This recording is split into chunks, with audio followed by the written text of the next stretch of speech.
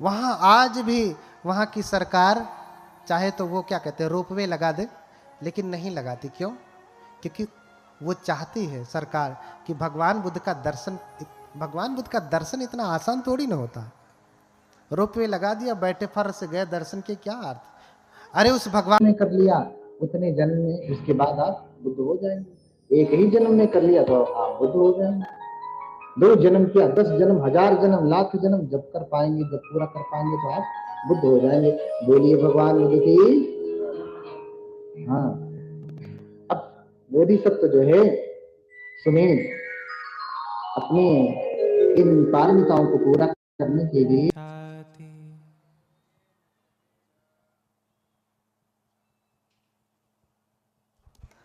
बोलिए सभी लोग साधु साधु साधु। कुछ आराम आया? हाँ बैठिए, एक गीत बनते जी के चलेगी, अभी और आराम आ जाएगा। बैठिए। हाँ, क्योंकि गृह त्याग जब वो करते हैं तो 4 दृश्यों को देख करके करते हैं। रोगी व्यक्ति को, बूढ़े व्यक्ति को, मृत व्यक्ति को और सन्यासी को। बोलिए भगवान बुद्ध की, बोलिए भगवान बुद्ध की। बैठ जाइए सभी लोग, बैठिए।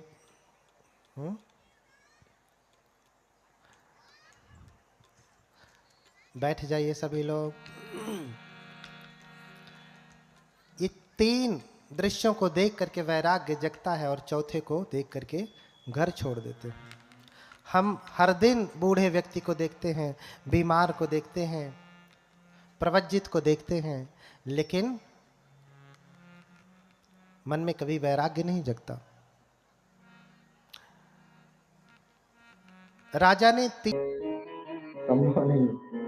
बोलिए भगवान बुद्ध की।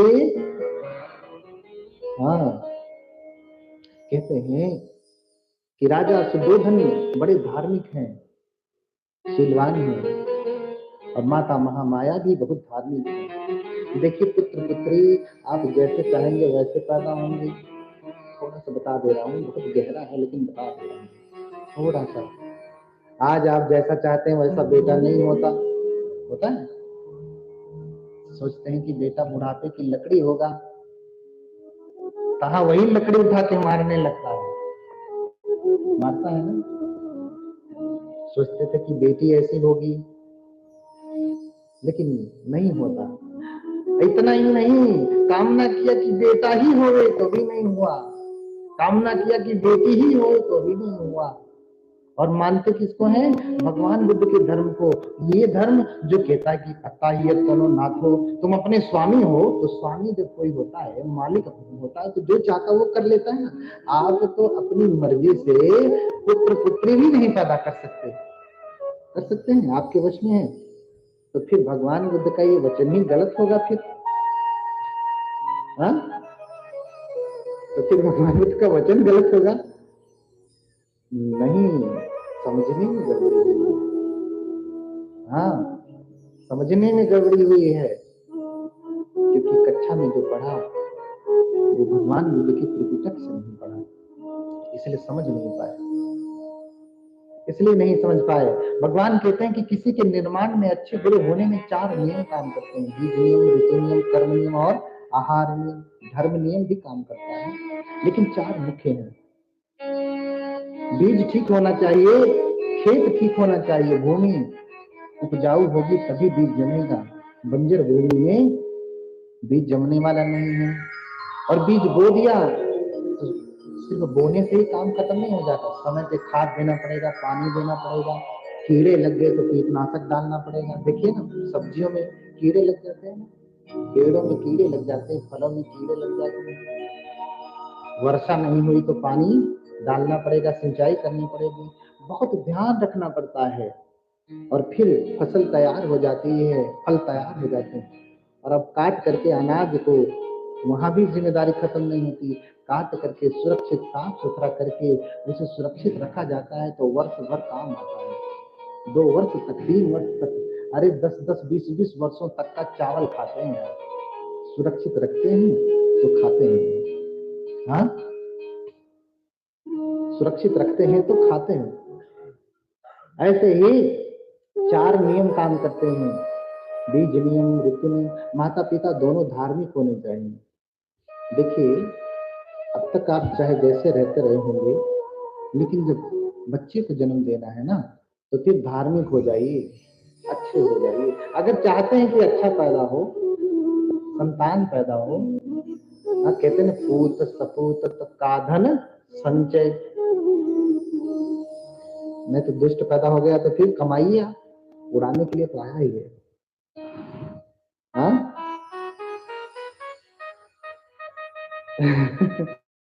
अगर आ गया दुष्ट तो सारा कमाया हुआ नष्ट कर देगा, सब कुछ नष्ट कर देगा।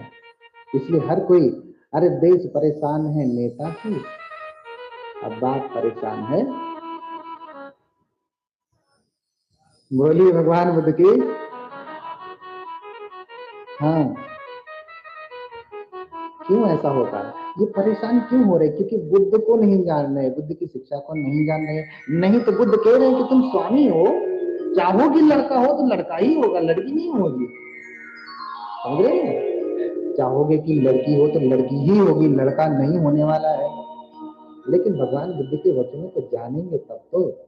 कैसे? तो ये चारों नियम भगवान कह रहे हैं कि करना पड़ेगा, है ना। 4 नियम, बीज नियम, ऋतु नियम, कर्म नियम, आहार नियम, ये चारों नियम ठीक हो गए तो फिर समझ लीजिए कि आपका काम हो गया। तो माता पिता धार्मिक हो जाए, ठीक है। माँ भी धार्मिक, पिता भी। पिता बीज है, माता खेत है। बीज ठीक है, खेत ठीक नहीं तो भी बीज जमेगा नहीं। खेत ठीक है, बीज ठीक नहीं है, उसमें कीड़े लगे हैं, बीमारी वाला है, तो भी काम चलने वाला नहीं है। दोनों ठीक हो जाए, है ना, तब जाकर के अच्छी संतान आएगी। अब गर्भ में बच्चा आ गया तो पूरे 9 महीने की प्रक्रिया है। इतना ही नहीं, पहले तो तैयारी करनी पड़ती है। अच्छा, हम आकर के ऐसे सीधे वहां से आए और चुपचाप यहाँ आकर के बैठ गए? नहीं ना, पहले तैयारी करनी पड़ी ना, तब जाकर के कथा सुन रहे हैं। हाँ, कोई भी काम की पहले तैयारी होती है। अरे जिससे पूरा जीवन चलना है, जो आपके बुढ़ापे का सहारा है, उसकी कोई तैयारी हुई तैयारी?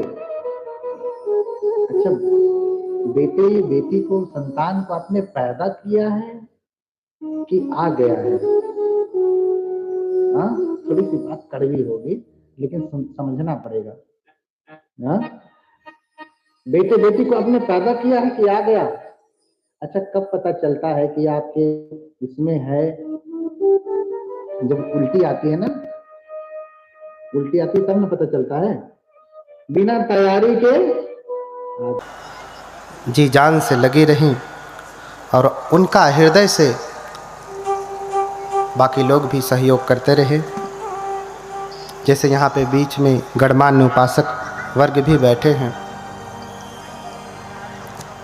माननीय शिवचंद्र राम जी, डॉक्टर रामविलास भारती, मुखराम जी, अनिल मौर्य, संतोष कुमार, अनिल चंद्रा, उषा भारती, भूपेंद्र वीर, सुब्बा राव भारती और सूर्य प्रताप जी। इतने ही नाम नहीं, ये जितने भी लोग दिख रहे हैं, बहुत सारे लोग इसमें आयोजक की टीम में रहे। और फिर भी जिनका नाम लिया हूँ, ये सारे विद्वान गण हैं, परम विद्वान हैं, महापंडित हैं, किंतु वो बड़े श्रद्धा भाव से स्वयं इस कथा में श्रोता बन के सुन रहे हैं। भगवत कृपा से विश्व के कई बौद्ध देशों में जाने का, रहने का, संस्कृति के अध्ययन का अवसर मिला और मिल रहा है। मैंने देखा है कि वहाँ के मंत्री, मुख्यमंत्री, राजा महाराजा, बड़े बड़े श्रेष्ठी, बड़े बड़े ज्ञानी जब भिक्षु आते हैं तो उनके सामने नतमस्तक होकर के उनसे निम्न आसन पर बैठते हैं। उनसे नीचे बैठते हैं। क्यों? क्योंकि वो अपने गुरु का आदर करते हैं, अपने गुरु का आदर करते हैं, सम्मान करते हैं। जैसे गांव में पहले परंपरा थी, तो खाट होती थी तो पिता के पास में खाट पर कोई नहीं बैठता था। कोई आवश्यकता पड़ गई तो लोग खाट के दाहिने नहीं बाएं बैठते थे। ऐसा इसलिए नहीं कि वो नीचे बैठे हैं तो निम्न हैं, ऊपर बैठे हैं तो उच्च हैं, ऐसा बिल्कुल नहीं। बस इतना ही है कि अपने गुरुओं के प्रति आदर है। बुद्ध धम्म संघ को जो हम नमन करते हैं, हमने कहा बुद्धं शरणं गच्छामि, धम्मं शरणं गच्छामि, संघं शरणं गच्छामि। तो जब हम संघ कहते हैं, जब हम उनकी शरण जाते हैं, बुद्ध धम्म तो आप समझ रहे हैं, लेकिन जब हम संघ की शरण जाते हैं, थोड़ा सा आवाज़ तेज कर दो, तो संघ कौन है? अगर देखा जाए तो मूल संघ भिक्षु संघ है, भिक्षुनी संघ है। द्वितीयक संघ उपासक संघ, उपासिका संघ। तो संघ की शरण जाने का तात्पर्य ही हुआ कि हम संघ का आदर करते हैं, संघ का सम्मान करते हैं। और ये सम्मान, ये गौरव बुद्ध के प्रति, धम्म के प्रति भारत में भी बढ़ रहा है। ऐसा देख करके बड़ा ही आनंद होता है। कभी कभी लोगों के मन में प्रश्न होता है कि वो तो ऊंचे बैठे, हम लोग नीचे बैठे। यहाँ बहुत सारे जैसे उपासकगण हैं, डॉक्टर रामविलास भारती राष्ट्रपति पुरस्कार से पुरस्कृत हैं, लेकिन जब शील की याचना करनी हुई तो वो अपने पैरों को मोड़ करके नीचे आपके साथ बैठ करके शील की याचना किए हैं, धम्म की महिमा को, गरिमा को समझते हुए। मैं तो राष्ट्रपति से नहीं सम्मानित हूँ, राष्ट्रपति पुरस्कार से, लेकिन ये गौरव है धम्म के प्रति, संघ के प्रति, बुद्ध के प्रति। आज आप सभी लोग कथा सुनेंगे,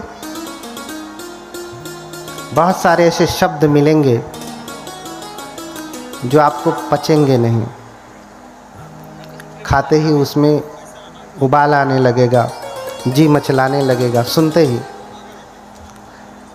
लेकिन ये 3 दिन का प्रोग्राम है। पहले दिन जी मचलाएगा, दूसरे दिन थोड़ा ठीक होगा, चौथे दिन रोग से मुक्ति हो जाएगी। शब्दों को लेकर के घबराने की आवश्यकता नहीं।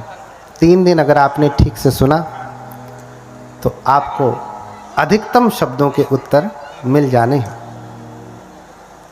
इसलिए शब्द को लेकर के आप परेशान न होइए। कभी देवता, कभी देवलोक, अन्य अन्य चीज़ें आपको सुनने को मिलेंगी। चूँकि ये जो कथा होगी ये मूल त्रिपिटक से होगी। त्रिपिटक क्या है? ये हम लोगों का बौद्ध ग्रंथ है, बौद्धों का धर्म ग्रंथ है।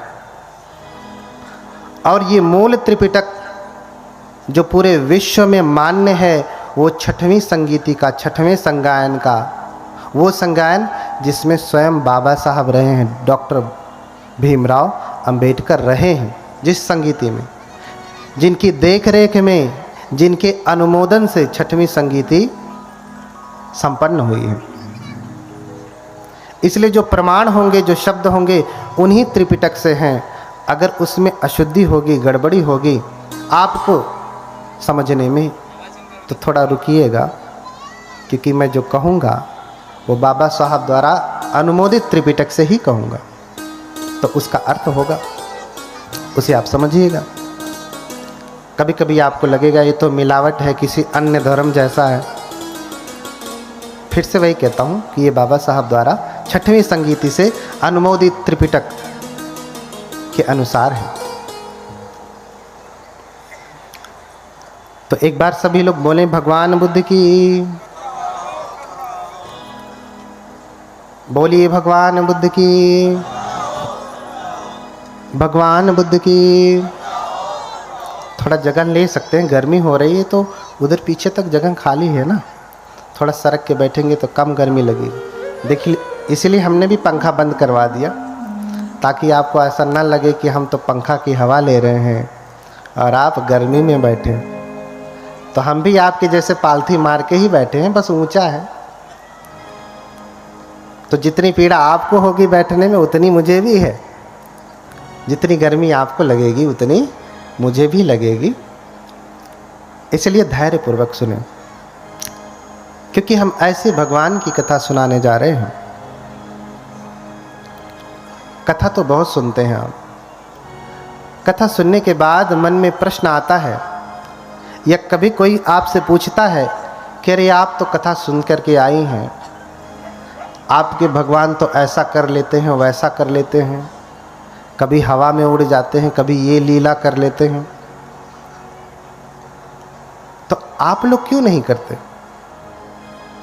हमें भी तो करना चाहिए ना। हम कक्षा में जा रहे हैं, कक्षा में जा रहे हैं और गुरु हमें पढ़ा रहा है। क्या पढ़ा रहा है? कि पानी कैसे बनता है।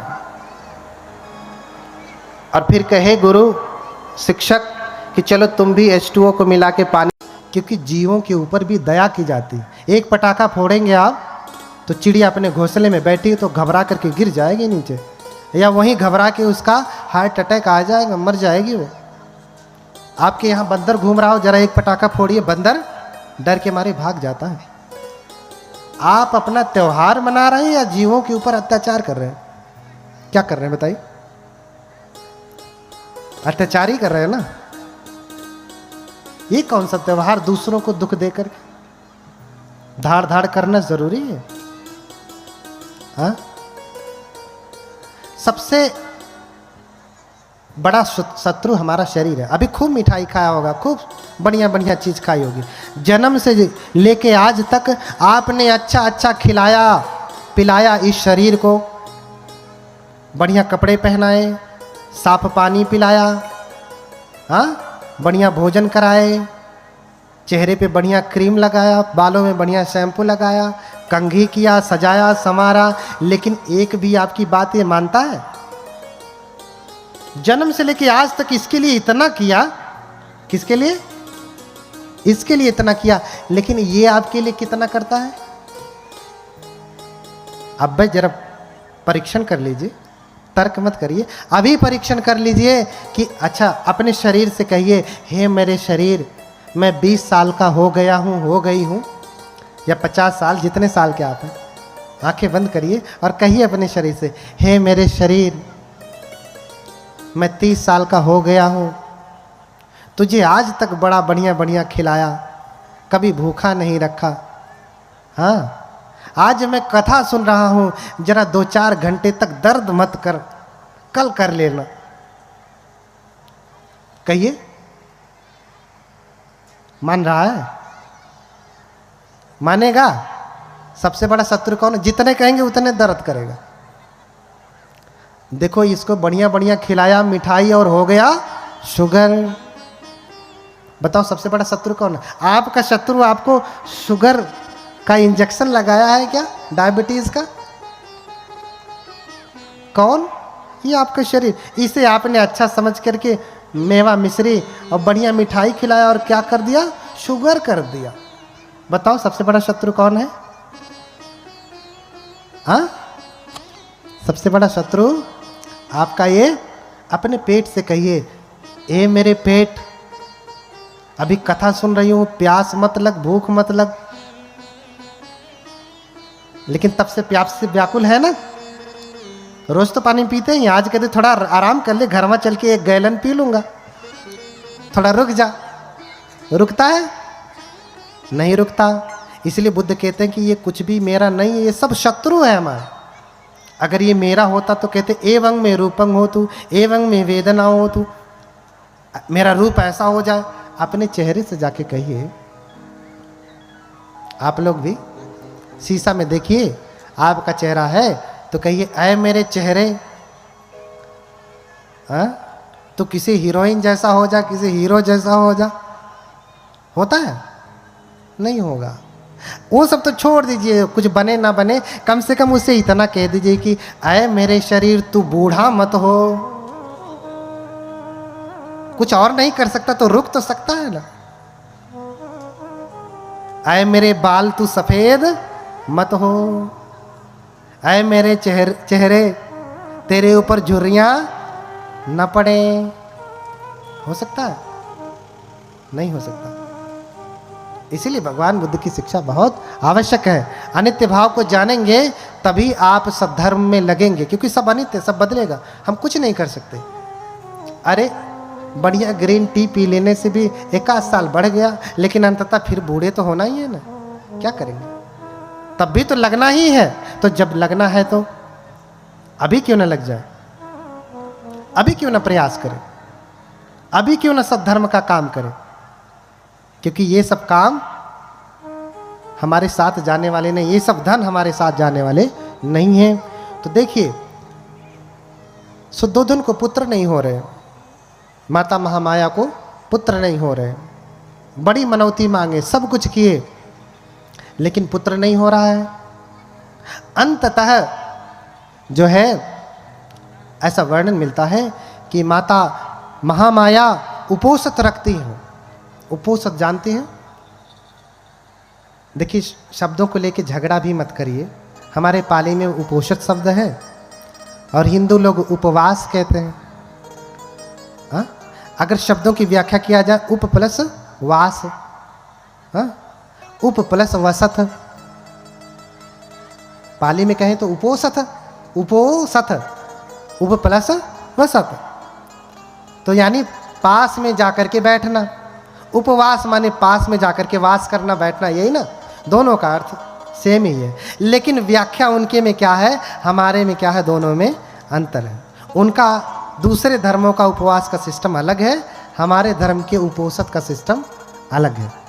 वहाँ तो 24 घंटे सरपुतिया का जूस पी के रहेंगे, शरीर को जलाएंगे, लेकिन यहाँ शरीर को नहीं जलाना है, मन को ठीक करना है। क्योंकि सब करता धरता कौन है? करता धरता कौन है? मन है कि ऊपर वाला? ऊपर वाला है, मन क्या करेगा? सही कह रहा हूं? कौन है? कौन है? ऊपर वाला है, ऊपर वाला। करता धरता कौन है? ऊपर वाला। बोलिए भगवान बुद्ध की।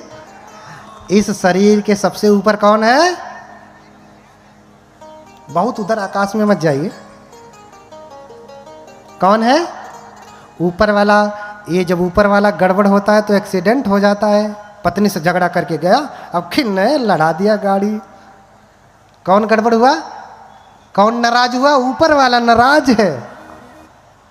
ऊपर वाला नाराज है, अच्छा इससे शादी नहीं हुई तो अब मैं जीऊंगा नहीं, मर गया। कौन नाराज हुआ? भैया कहते हैं ऊपर वाला नाराज हुआ, इसलिए ऐसा। ऊपर वाला तो नाराज हो रहा है, लेकिन वहां कहां देखते हैं? हाँ, कहां देखना है? इधर देखिए, उधर का छोड़िए, कहां देखिए?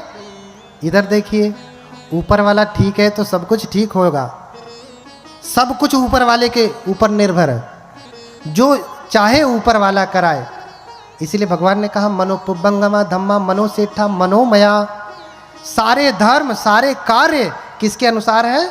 मन के अनुसार। मन यानी ये ऊपर वाला। दिन में दान किया जाता है। माता महामाया उपोषित रखती हैं और मुक्त हस्त से दान करती हैं। क्या करती हैं? दान करती हैं। राज दरबार में बैठ करके जिसके पास भोजन नहीं था उसे भोजन दिया, जिसके पास वस्त्र नहीं थे उन्हें वस्त्र दिया, जिन्हें धन की आवश्यकता थी उन्हें धन दिया, जिन्हें आवास की आवश्यकता थी आवास बनवाने का आदेश दिया, आवास बना। जिन्हें जो जो चाहिए था उन्हें वो दिया। और जब धन दे रही हैं तो गिन नहीं रही हैं। हाँ? धन दे रही हैं तो गिनती नहीं है कि 10 रुपए दे रही हूं कि 20 रुपए कि 100 के 1000 के लाख ना, पात्र में है, हाथ लगाया, जितना आ गया दे दिया। आप दान करते हैं तो क्या करते हैं, पहले ही से फिक्स करके आएंगे, ऊपर वाले जेबा में रख के चल रहे हैं, इतना देंगे।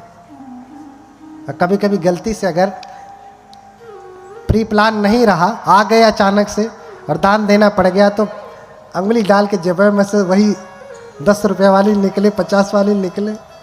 अरे भैया तुम 12वें निकाल के जितना देना हो दे दो, क्या उसमें घबरा रहे हो इतना, नहीं देना तो मत दो। कोई आपसे जबरदस्ती तो वसूल नहीं कर रहा, लेकिन मन ये ऊपर वाला कैसा है आपका, हाँ? देते समय त्याग की भावना होनी चाहिए। दान क्या है? त्याग है। परित्याग लक्षणा दान पारमी, भले प्रकार के त्याग की भावना ही दान है। आपने वस्तु दे दिया, मन पकड़ा, अरे 1000 दे दिया, रहा होता तो। देव आपके बुद्धत्व का समय आ गया, अर्थात आप जन्म ग्रहण करें। थोड़ा सा इको कम कर दो, इसका इको थोड़ा कम, आवाज साफ नहीं आ रही, हल्का सा इको कम। आपके जन्म लेने का समय आ गया, अब आप जन्म लें। और इधर माता महामाया सोई हैं, सपन देख रही हैं। और देवताओं ने जब निवेदन किया तो निवेदन स्वीकार किया। माता महामाया स्वप्न देख रही हैं। क्या स्वप्न देख रही हैं? कि वो सोई हैं और उनकी सैया को चातुम महाराजी के देवता हिमवंत प्रदेश में उठा ले गए। अब स्वयं भगवान बुद्ध और उनका धम्म आप पढ़िए, बाबा साहब द्वारा लिखित। वो सोई है और उनकी सैया को चातु महाराजी के देवता हिमालय पे उठा ले गए, हिमवंत प्रदेश अर्थात हिमालय में ले गए। और फिर देवताओं की जो स्त्रियां होती हैं वो आती हैं, माता को लेकर के जाती हैं, स्नान कराती हैं, सुंदर वस्त्र पहनाती हैं और फिर सैया पे ला करके लिटा देती हैं। और फिर क्या देखती हैं कि माता महामाया लेटी हैं सैया पे और एक सफेद हाथी अपने सूंड में सफेद जो है कमल का फूल ले करके सामने प्रकट होते हैं, आते हैं। और माता महामाया की 3 बार परिक्रमा करके दाहिने तरफ से माता महामाया की कुक्षी में प्रवेश करते हैं। कुक्षिम विशंतम गजवदहि माया देव्या विलोकेव कुलम नमामि। हाँ, क्या देख रही हैं? सैया पे लेटी हैं, सपने में देख रही हैं कि देवियों ने स्नान कराया, बिस्तरे पे लिटाया, लेटी हैं। सफेद हाथी आया, सफेद पुष्प लेकर के 3 बार परिक्रमा करके दाहिने तरफ से गर्भ में प्रवेश हो रहा है। कौन? हाथी पेट में घुस रहा है। कहाँ आदमी कहाँ हाथी, 100 गुना बड़ा। अब आप सोचिए, आप सपना देखें कि आपके पेट में हाथी घुस रहा है तो घबरा नहीं जाएंगे? माता महामाया भी देख रही कि अरे हाथी पुष्प लेके आ रहा है। माता महामाया घबरा गई और घबरा गई तो निद्रा टूट गई, फिर जग गई। अरे ये सपना था, सपना। कुछ लोग आरोप लगाते हैं कि अरे ये बौद्ध लोग कहते हैं कि हाथी जो है पुष्प लेकर के गर्भ में आया और माता महामाया के पेट में घुस गया। ये सपना था, सपना। सच में ऐसा नहीं हुआ। जैसे ही हाथी घुसता है निद्रा खुल जाती है और फिर उठ करके घबरा जाती हैं, पसीने पसीने हो जाती हैं। अपने स्वामी से सुबह बताती हैं कि स्वामी मैंने ऐसा ऐसा सपना देखा। तो राजा सुद्धोधन स्वप्न के जानकारों को बुलाते हैं। 108 स्वप्न के जानने वाले विद्वान ब्राह्मणों को बुलाते हैं, जो कि तो ऐसा लड़का होते ही मर जाए ये ज्यादा अच्छा है, ज्यादा पीड़ा नहीं होगी। जन्म लेते ही मर जाए, क्योंकि अगर ये जन्म लेकर के जिंदा रह गया ना तो यावत जीवम जड़ो रहे, पूरा जीवन भर दुख देता रहेगा। तो अच्छा हो कि महीने 2 महीने रो करके मर गया, रोज रो करके चलो बात खत्म। कि जीवन भर रोना है, जीवन भर रोना है नहीं ना। अच्छा है कि ऐसी संतान जन्म ले तो लेते ही चली जाए, नहीं तो जीवन भर रुलाएगी। उसकी तैयारी करनी पड़ती है कि नहीं, अब बच्चे को जन्म देना है तो माता पिता दोनों ठीक हो जाएं, बीज ठीक हो जाए, खेत ठीक हो जाए, है ना। उपवास व्रत का बड़े कड़ाई से पालन करें, अपने मन की, वाणी की, कर्मों की शुद्धता करें। और जब आप शुद्ध होंगे, फिर जब आप जो है मिलेंगे, तब जब बच्चा गर्भ में आएगा तो खेत की तैयारी होकर के आएगी, फसल की तैयारी होकर के आएगी।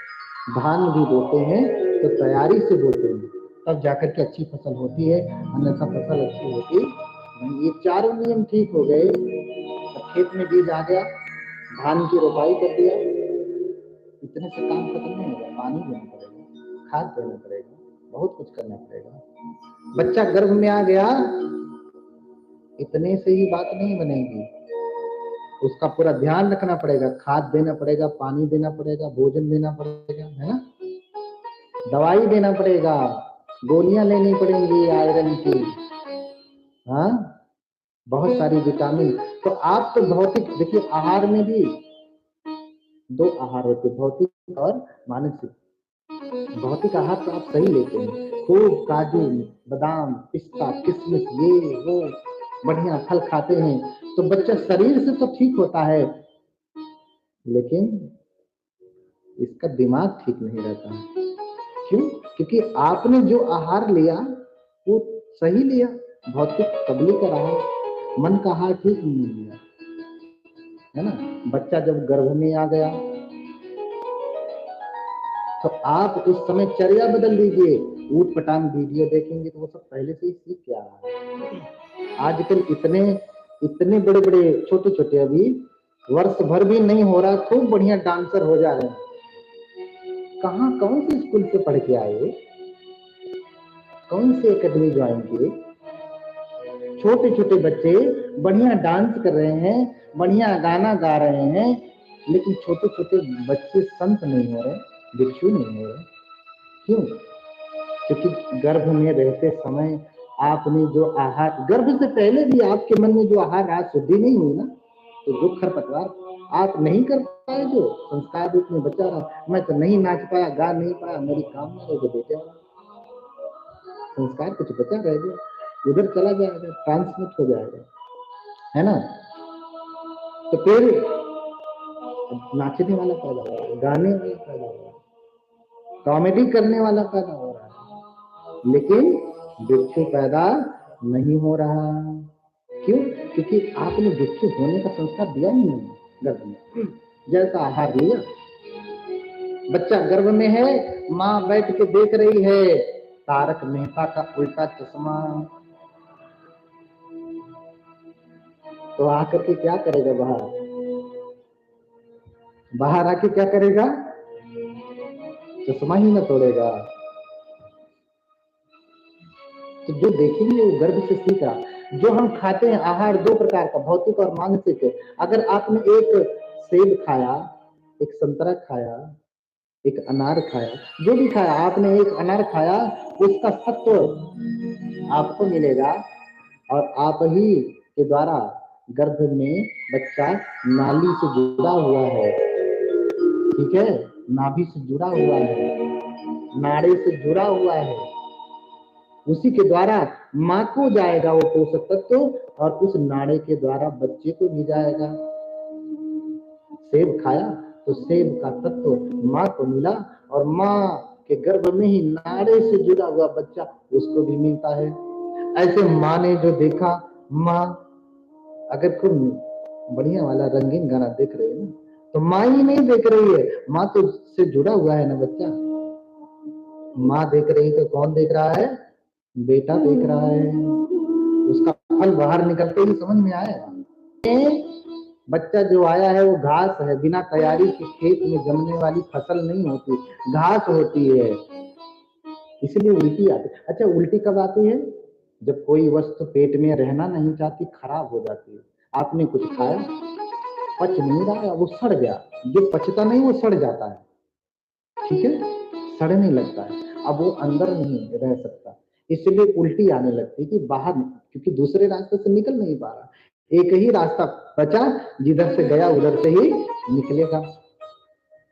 तो अभी ये कौन है जो उल्टी के द्वारा बाहर आना चाहता है? ये कौन है जो उल्टी के द्वारा? देखिए, बोधिसत्व की माता को उल्टियां नहीं आती, अभी बताऊंगा। बहुत सारी ऐसी माताएं होंगी जिनको पता ही नहीं चला होगा कि गर्भ में आया, उल्टी उल्टी नहीं आई होगी। बहुत रेयर माता ऐसी होंगी जो सच में जो है साधुमती होंगी, हाँ, ऐसी होंगी।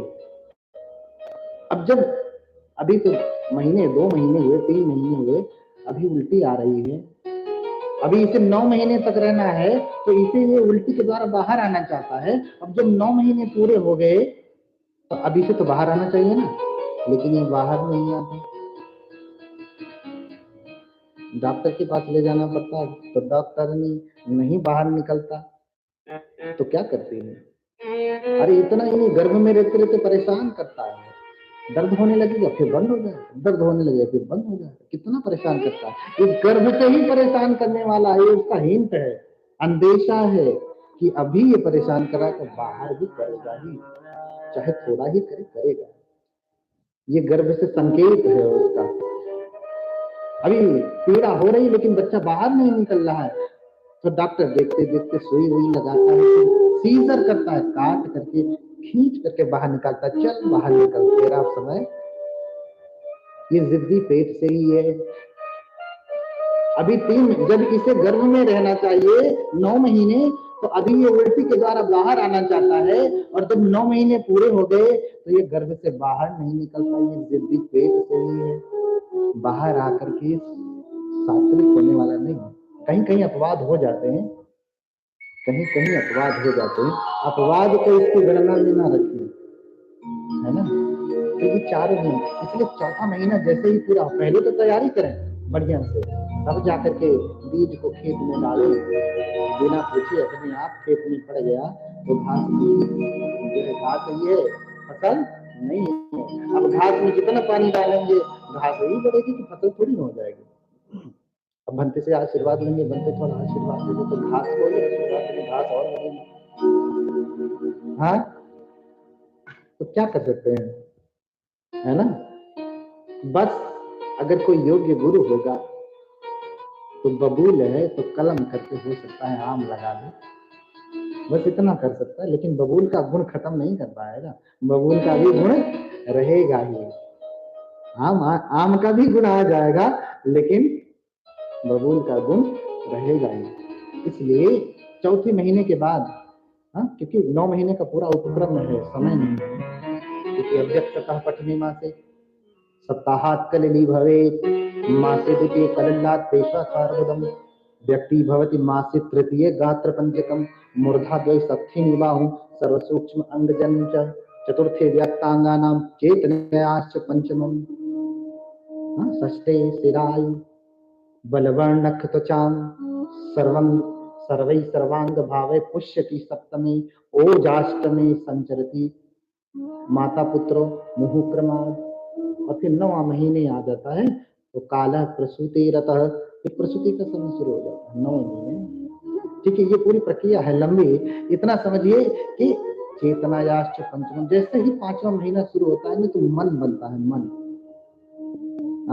यही निर्धारित करेगा कि अच्छा वाला होगा कि बुरा वाला। तो मन बनने से पहले जैसे ही चौथा महीना, ऐसे समझिए आज रात को चौथा महीना खत्म होगा, कल सुबह 5वां शुरू हो जाएगा, तो उसी समय घर में भिक्षुओं को बुलाइए और घर में पाठ करवाइए। शुरू से पूरी तैयारी तो रहेगी ही, पूरी तैयारी तो रहेगी ही, लेकिन मन जब बन रहा है ना तो भिक्षुगण आएंगे घर में, और प्रार्थना करें, खोजें कि कोई योग्य बनते आए। ठीक है, घर में योग्य भिक्षु आए, दूसरे वाले नहीं, तो उसका प्रभाव ज्यादा होगा। वो आएंगे, पूजा करेंगे, तो 5वें महीने में जब चेतना बनेगी, तो चेतना जब बन गई ना तो अच्छी बनेगी, बढ़िया बनेगी। और 9 महीने तक पूरा, जब 5वां महीना हो गया ना तो सजग हो जाइए कि अब कोई ऐसी वैसी वीडियो, ऐसा वैसा किताब, ऐसा वैसा दृश्य नहीं देखना है, क्योंकि इसका आप ही नहीं देखेंगे वो गर्मी, क्योंकि आजकल तो और भी खतरा हो गया। कहते हैं पहले बच्चे ज्यादा आज्ञाकारी थे, अब कम है, क्योंकि पहले ये वाला हिलाया, हाथ हिलाया, पांव हिलाया, फिर दोनों एक साथ शरीर के ऊपर हाथ रख करके सत्य क्रिया करते हैं तो उठ करके बैठ जाता है। इतनी क्षमता होती है हमारे शीलों के पालन में, हमारे उपोषक के पालन में। इसलिए कोई भी काम जो हम शीलों से ही शुरू करते हैं। जिस व्यक्ति में शील नहीं तो भाई प्रभु की भक्ति करके तुम बड़े कैसे हो गए? कपड़ा ये वाला बदल लेने से बड़े नहीं हो गए। भिक्षु इसलिए पूजनीय हैं कि उनके पास बहुत सारे शील हैं, उस सील की वजह से पूजनीय है, उन पुण्य की वजह से वो पूजनीय है। और उन पुण्य का, अरे भाई आपके पास पैसा है, कहीं भी लगा सकते हैं आप। आपके बैंक में पैसा है तो उस पैसे को गाड़ी खरीदने में लगा सकते हैं, उस पैसे को आप बम खरीदने में भी लगा सकते हैं, बंदूक खरीदने में भी लगा सकते हैं, उस पैसे को आप दान देने में भी लगा सकते हैं। ऐसे पुण्य है, पुण्य को आप जहां लगाएंगे वहां लग जाएगा। लेकिन एक बुरी जगह लगाएंगे ना तो और बुराई बढ़ जाएगी, पुण्य में लगाएंगे तो और पुण्य बढ़ जाएगा। तो सब अपने हाथ में है। भगवान तो आपको मालिक बना के गए हैं, आप ही नौकर बने बैठे हैं, कोई क्या करे? बोलिए भगवान बुद्ध की। हाँ, इसलिए भगवान सबसे अनूठे हैं। बोलिए भगवान बुद्ध की। अरे बैटरी लो हो गई है, इतने धीरे से कहेंगे तो भगवान की करुणा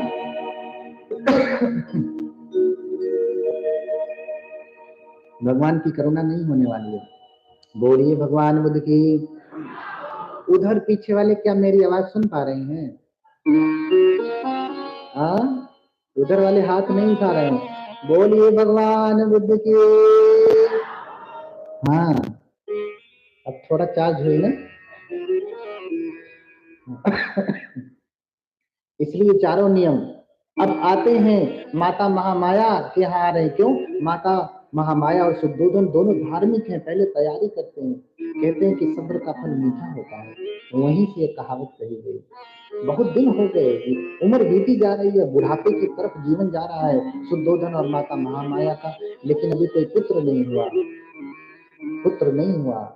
लेकिन कभी कोई शिकायत नहीं की भगवान से, हाँ, कि हे भगवान तुमने मुझे बेटा क्यों नहीं दिया? हाँ, देख लीजिए ना, दोनों रो रहे हैं। जिनके पास संतान है, अरे भगवान मुझे ऐसी संतान क्यों दी, अच्छा होता कि नहीं दिए होते। और जिनके पास नहीं है वो भी रो रहे हैं, हे भगवान तुमने मुझे संतान क्यों नहीं दी। दोनों रो रहे हैं, एक है तो भी रो रहे हैं, जो जिसके पास नहीं है वो भी रो रहे हैं, है ना। तो हम अपनी मर्जी से कुछ ना करें, जैसा प्रकृति हमें देवे वैसा हम स्वीकार कर लें। बातें बहुत है, समझाने का समय नहीं। देखिए हम अपनी बुद्धि लगा करके आज सब कुछ कर रहे हैं, इसलिए इतनी सारी बीमारियां बढ़ गई। प्रकृति ने तो हमको मौसम के अनुसार फल दिया, सब्जियां दिया, अनाज दिया, लेकिन आपने अपनी बुद्धि लगा करके दुरुपयोग किया। आप सोचते हैं इसका दुष्परिणाम नहीं होगा? अरे प्रकृति ने गर्मी के मौसम के लिए तरबूजा बनाया, खरबूजा बनाया, ककड़ी बनाया, खीरा बनाया, फल बनाए। गर्मी के लिए हमारे तरह देखते ना, सर्दी के लिए सर्दी वाली सब्जियां देखिए ना, हरी हरी मटर सब्जी आती है, अरहर आती है, बहुत सारी सब्जियां आती है जो शरीर को गर्म करती हैं और शरीर को पोषण देती हैं, इससे शरीर स्वस्थ बनता है। बरसात के समय में ऐसी सब्जियां और फल आते हैं जो शरीर के लिए एंटीबैक्टीरियल का काम करते हैं। लेकिन अपनी बुद्धि लगा करके आज आपको खीरा हर मौसम में चाहिए। सर्दी है तो भी देखता हूँ कि लोग सलाद खा रहे हैं, खीरा खा रहे हैं, ककड़ी खा रहे हैं। अरे भैया शरीर खुद ही ठंडा है सर्दी में, ऊपर से खीरा खा लोगे तो भले आपका शरीर थोड़ा मजबूत है, पता नहीं चलेगा, लेकिन बीमारी तो पैदा करेगा। और वो ऐसी बीमारी पैदा करेगा कि जिसका कोई मशीन ही नहीं बनी कि उसे जांच करके बता दे, उसे जांच करके नहीं बताया जा सकता। अरे जब आम आना था तो आम आता था, लेकिन आज आपको हर समय में आम चाहिए, हाँ, हर समय में आम खा रहे हैं, हर समय में केला खा रहे हैं, हर समय में संतरा, हर समय में नींबू, हर समय में आंवला, हर समय में गोभी खा रहे हैं। गोभियां सर्दियों में ही चल पाते थे, अब गर्मी में भी गोभी खा रहे। अरे तो इसका गुण दुर्गुण में नहीं बदल जाएगा, बदलेगा ही। आप अपनी बुद्धि की वजह से प्रकृति के विरुद्ध में चले गए भगवान।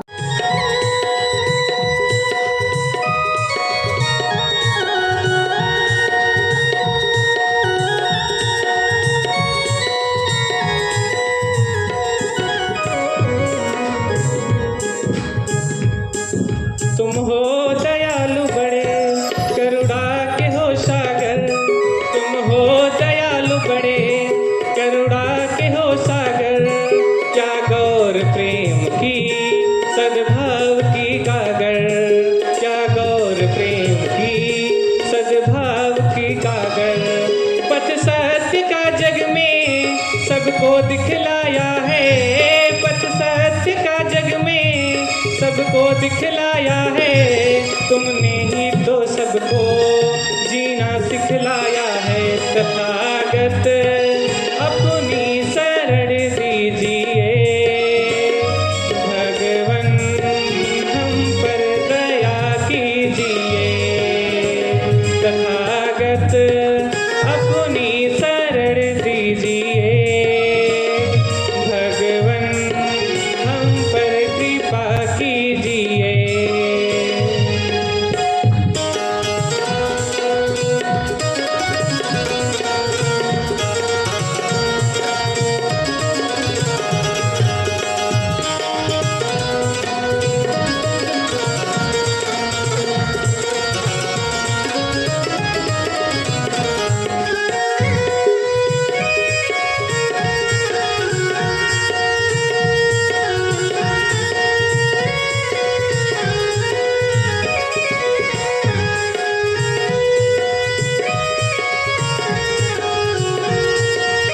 पार निकाला है, तुमने ही तो हमको जीना सिखलाया है, तुमने ही तो सबको जीना सिखलाया है। तथागत अपनी शरण दीजिए, भगवन हम पर कृपा कीजिए।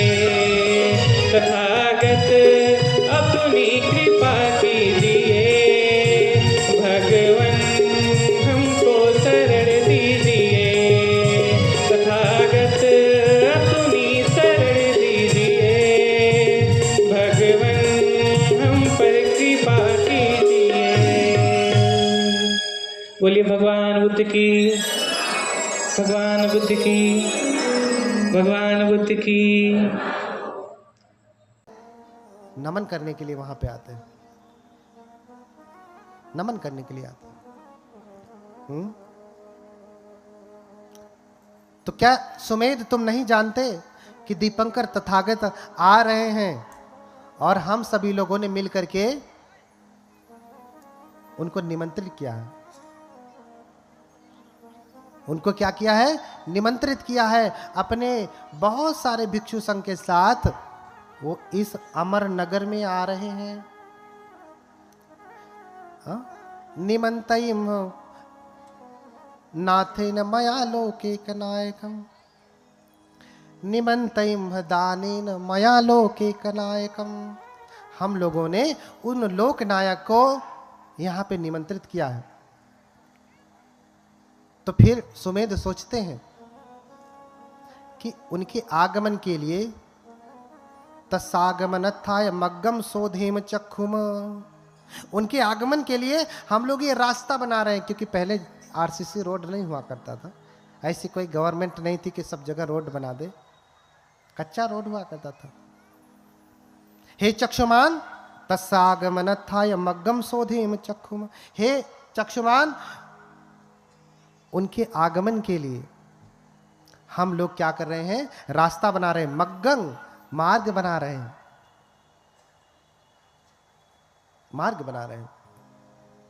तो सुमेध सोचते हैं कि ये तो बड़ा पुण्य का कार्य है, मैं भी इसमें लगता हूं। जबकि वो 5 अभिज्ञा और 8 समापत्ति से युक्त हैं, वो चाहें तो ऐसे करें तो रास्ता बन जाए। सफाई नहीं कर पाए। अभी पानी बह ही रहा है, कचरा बह ही रहा है, थोड़ा सा बचा है। अब भगवान अगर आएंगे तो उनके पैरों में पंख लग जाएगा, कीचड़ लग जाएगा। सोच रहे हैं भगवान। और सुमेध तपस्वी, क्या करूं? भगवान आ रहे हैं, क्या करूं? भगवान आ रहे हैं, क्या करूं? समझ में नहीं आ रहा। अब तो भगवान दिख गए, अब इतनी जल्दी बनेगा भी नहीं। चाहते तो रिद्धि बल से बना लेते, नहीं बनाया। हाथ से मेहनत करके, शरीर से श्रम करके बना रहे हैं और नहीं बना। तो भगवान धीरे धीरे आते हैं और नजदीक पहुंच जाते हैं। अब क्या करें? अब नजदीक पहुंच गए तो इधर से गुजरेंगे भगवान तो उनके पैरों में कीचड़ लग जाएगा।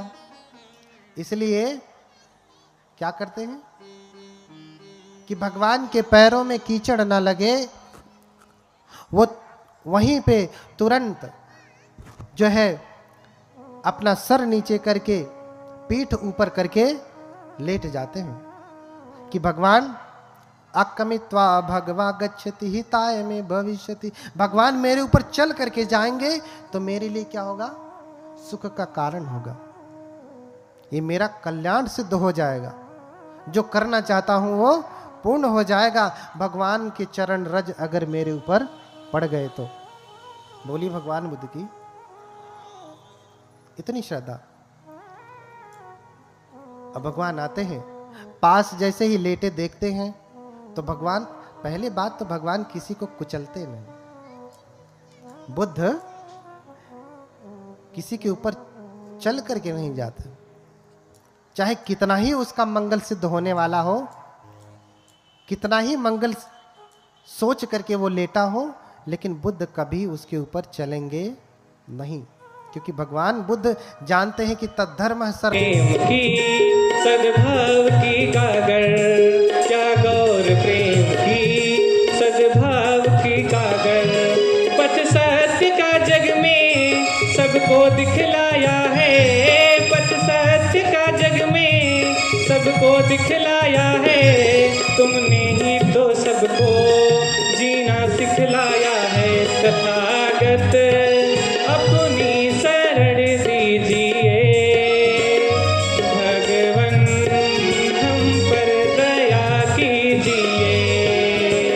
तथागत अपनी शरण दीजिए, भगवन हम पर कृपा कीजिए।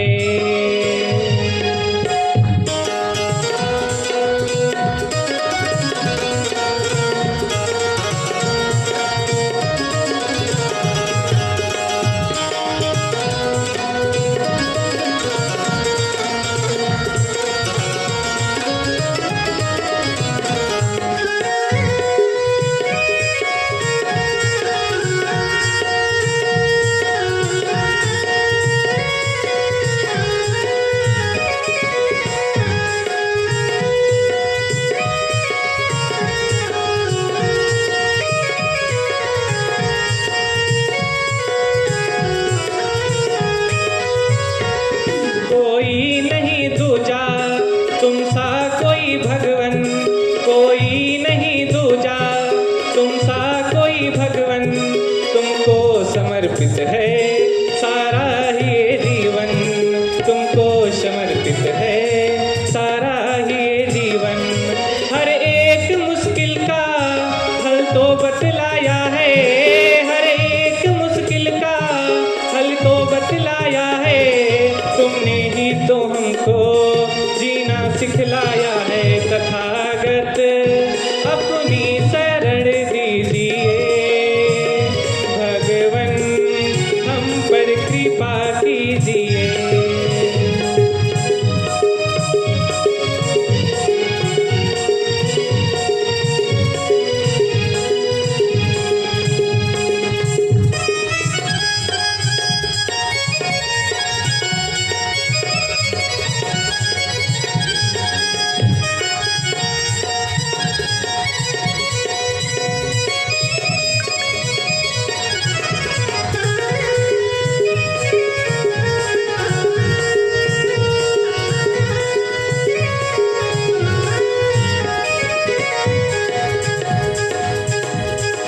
दृष्टि दया की तो अब हम पर भी डालो, दृष्टि दया की तो हम पर भी अब डालो, भाव में फंसी नैया बाहर तो निकालो, भाव में। बढ़िया चीज खाई होगी। जन्म से लेके आज तक आपने अच्छा अच्छा खिलाया पिलाया इस शरीर को, बढ़िया कपड़े पहनाए, साफ पानी पिलाया, हाँ बढ़िया भोजन कराए, चेहरे पे बढ़िया क्रीम लगाया, बालों में बढ़िया शैम्पू लगाया, कंघी किया, सजाया संवारा, लेकिन एक भी आपकी बात ये मानता है? जन्म से लेके आज तक इसके लिए इतना किया, किसके लिए? इसके लिए इतना किया, लेकिन ये आपके लिए कितना करता है? अब भाई जरा परीक्षण कर लीजिए, तर्क मत करिए, अभी परीक्षण कर लीजिए कि अच्छा अपने शरीर से कहिए, हे मेरे शरीर, मैं 20 साल का हो गया हूँ, हो गई हूँ, या 50 साल, जितने साल के आप हैं, आंखें बंद करिए और कहिए अपने शरीर से, हे मेरे शरीर, मैं 30 साल का हो गया हूँ, तुझे आज तक बड़ा बढ़िया बढ़िया खिलाया, कभी भूखा नहीं रखा, हाँ आज मैं कथा सुन रहा हूँ, जरा 2-4 घंटे तक दर्द मत कर, कल कर लेना। कहिए, मान रहा है? मानेगा? सबसे बड़ा शत्रु कौन है? जितने कहेंगे उतने दर्द करेगा। देखो इसको बढ़िया बढ़िया खिलाया, मिठाई, और हो गया शुगर। बताओ सबसे बड़ा शत्रु कौन है? आपका शत्रु आपको शुगर का इंजेक्शन लगाया है क्या? डायबिटीज का? कौन? ये आपका शरीर। इसे आपने अच्छा समझ करके मेवा मिश्री और बढ़िया मिठाई खिलाया और क्या कर दिया? शुगर कर दिया। बताओ सबसे बड़ा शत्रु कौन है? हाँ, सबसे बड़ा शत्रु आपका ये अपने पेट से कहिए, ए मेरे पेट, अभी कथा सुन रही हूं, प्यास मत लग, भूख मत लग, लेकिन तब से प्यास से व्याकुल है ना। रोज तो पानी पीते हैं, आज कहते थोड़ा आराम कर ले, घर में चल के 1 गैलन पी लूंगा, थोड़ा रुक जा। रुकता है? नहीं रुकता। इसलिए बुद्ध कहते हैं कि ये कुछ भी मेरा नहीं है, ये सब शत्रु है हमारे। अगर ये मेरा होता तो कहते एवं में रूपं हो तू, एवं में वेदना हो तू, मेरा रूप ऐसा हो जाए। अपने चेहरे से जाके कहिए, आप लोग भी शीशा में देखिए, आपका चेहरा है तो कहिए, ऐ मेरे चेहरे,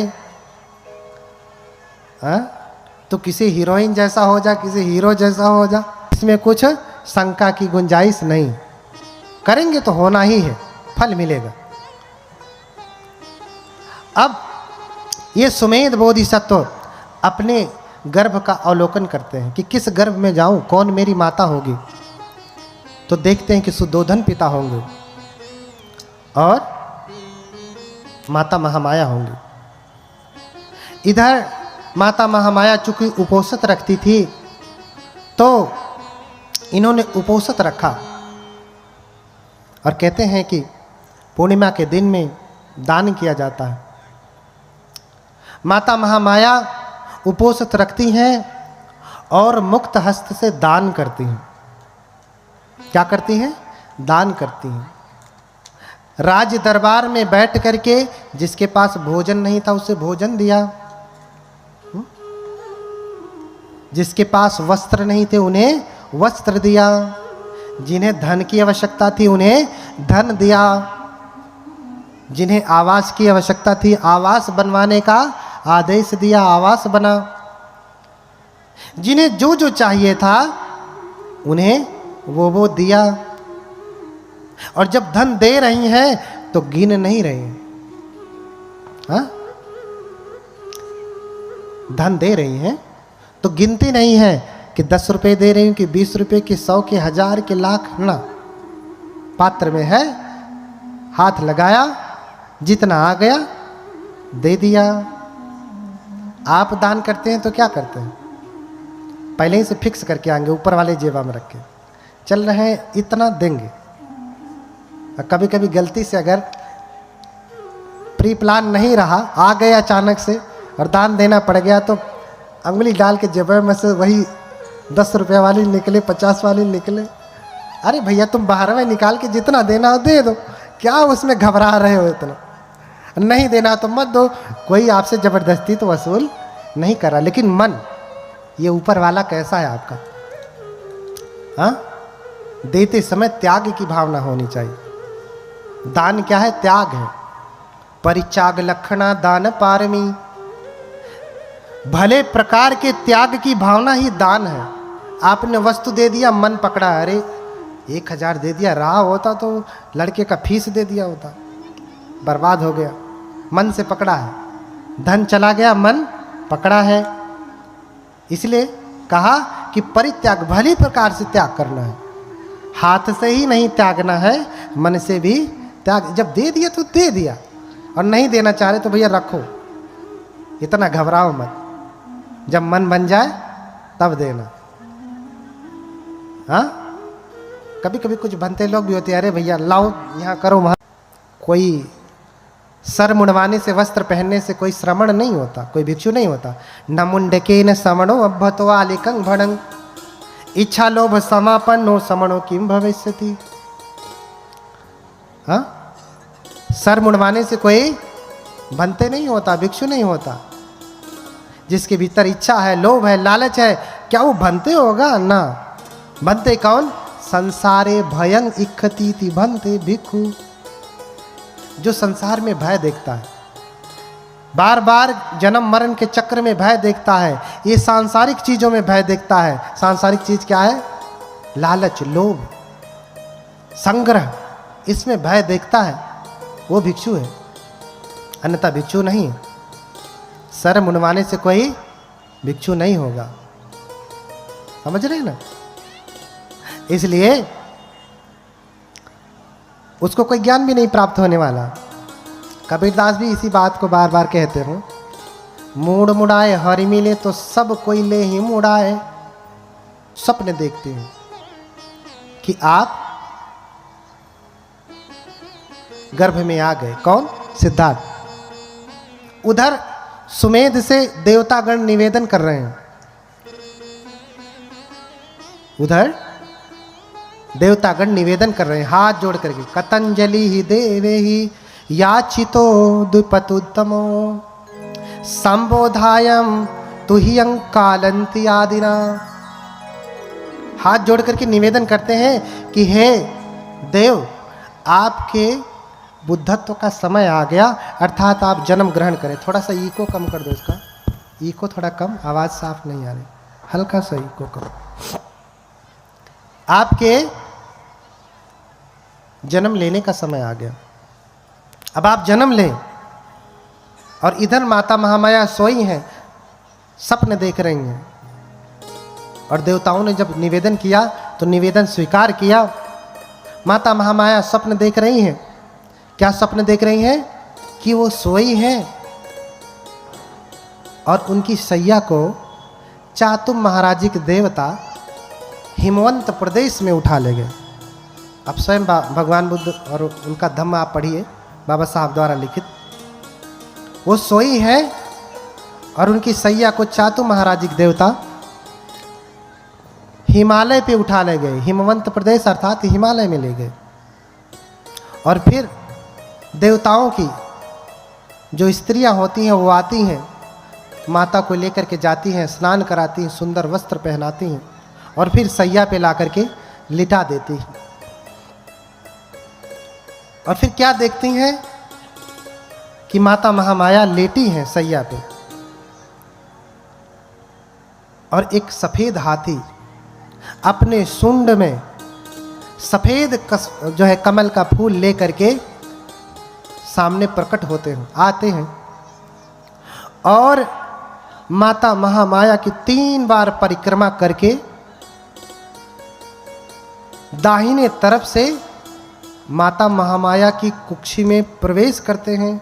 कुक्षिम विशंतम गजवदहि माया देव्या विलोकेव कुलम नमामि। हाँ, क्या देख रही हैं? सैया पे लेटी हैं, सपने में देख रही हैं कि देवियों ने स्नान कराया, बिस्तरे पे लिटाया, लेटी हैं, सफ़ेद हाथी आया सफ़ेद पुष्प लेकर के, 3 बार परिक्रमा करके दाहिने तरफ से गर्भ में प्रवेश हो रहा है। कौन? हाथी। पेट में घुस रहा है। कहाँ आदमी कहाँ हाथी, 100 गुना बड़ा। अब आप सोचिए, आप सपना देखें कि आपके पेट में हाथी घुस रहा है तो घबरा नहीं जाएंगे? माता महामाया भी देख रही कि अरे हाथी पुष्प लेके आ रहा है। माता महामाया घबरा गई, और घबरा गई तो निद्रा टूट गई, फिर जग गई। अरे ये सपना था, सपना। कुछ लोग आरोप लगाते हैं कि अरे ये बौद्ध लोग कहते हैं कि हाथी जो है पुष्प लेकर के गर्भ में आया और माता महामाया के पेट में घुस गया। भोज, सुयाम, सुदत्त, ये 8 ब्राह्मण, और इन सब में सबसे छोटे हैं कौंडिन्य, कौंडन्यो। कौंडिन्य सबसे छोटे हैं। सभी ब्राह्मणों ने, 7 ब्राह्मणों ने हाथ उठा करके कहा कि इनके जीवन में 2 घटनाएं हो सकती, दोनों में से एक होंगी। राजा भवि चक्रवर्ती बुद्धो अथ लोकोत्तमः। क्या कहा?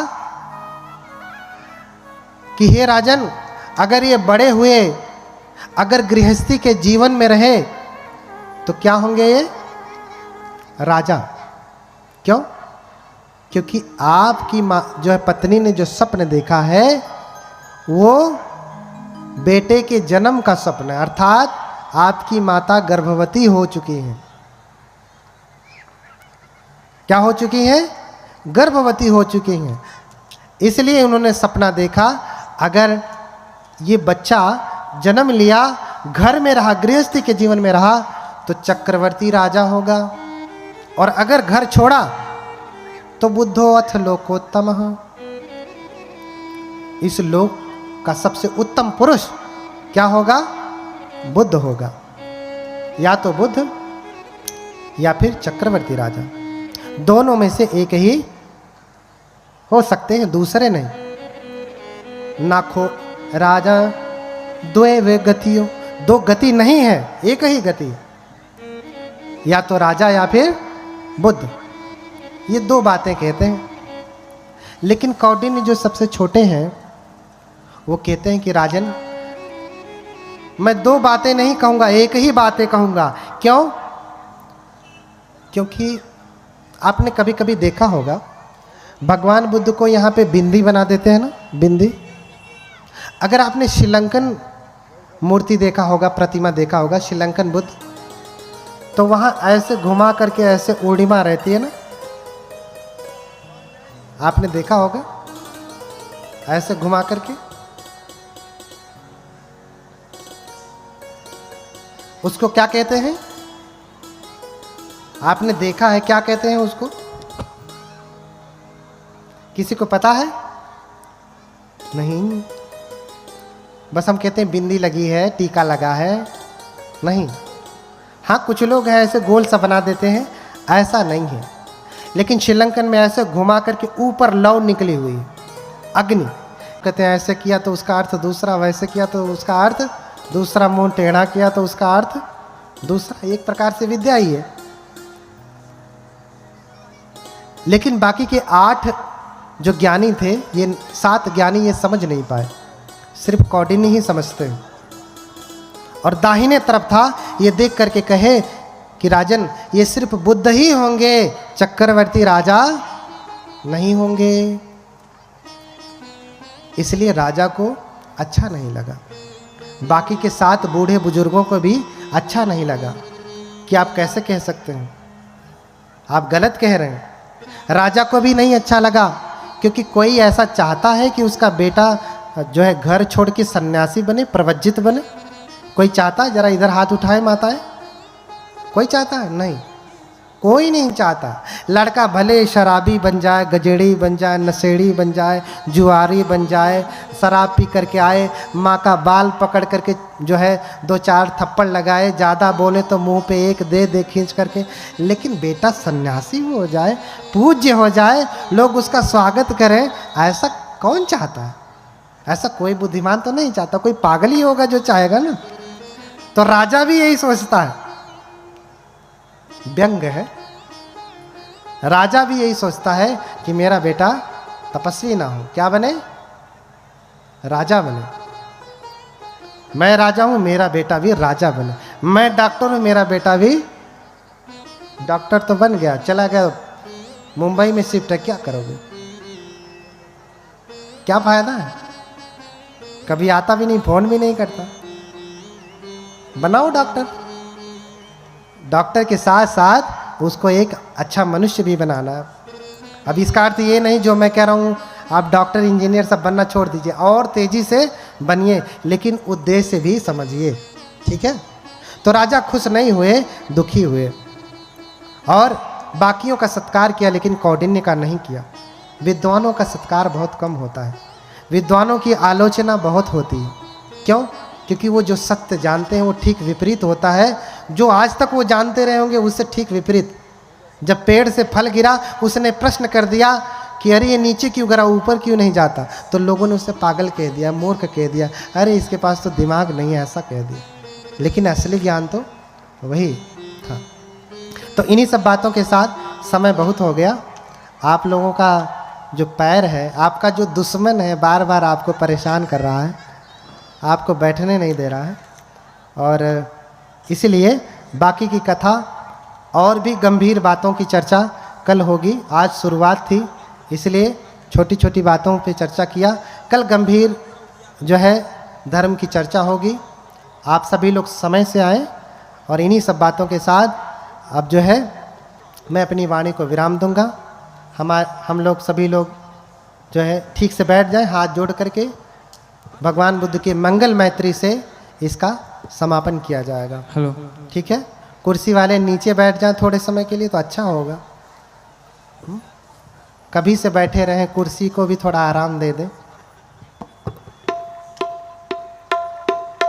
बोलिए भगवान बुद्ध की, बोलिए भगवान बुद्ध की, भगवान बुद्ध की। तो सभी लोग हाथ जोड़ लें। भगवान